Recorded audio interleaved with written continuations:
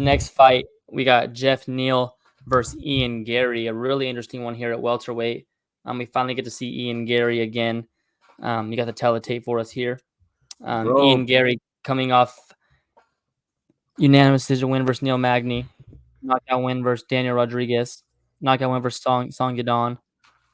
One of the I next don't know why, but guys in the welterweight division. And Geoff Neal, just a veteran. Took Shavkat Rakhmonov to 3 rounds. That's an accomplishment in itself. Knocked out Vicente Luque.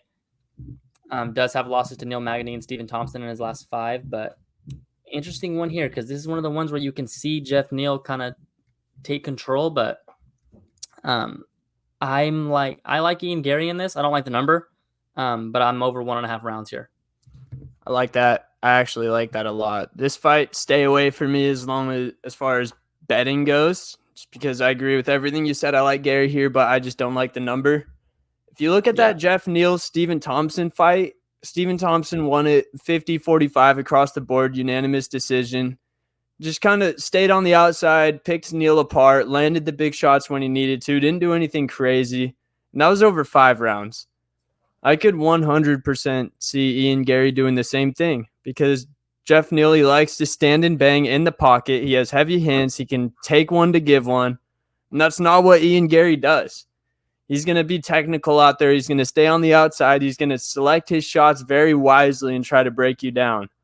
I think the UFC knows that as well. They want to build Ian Garry. They gave him a good matchup here. I hate to say it. I want Geoff Neal to win. I would be going nuts if Geoff Neal knocked Ian Garry out. And that's one of the main reasons I'm not betting on Garry. I just don't want to root for the guy.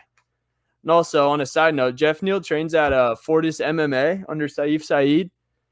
One of the owners of that gym, basketball player Darren Williams from our childhood. Crazy. He's a huge MMA guy, always has been, invested in the gym. So hopefully Geoff Neal gets a dub for our guy Darren Williams and for himself mainly. But I have to go with Ian Garry here. Gotta pick with my head, not my heart. Unfortunately, I will be booing him as loud as I can if I'm in that arena on Saturday, though. I can promise you that.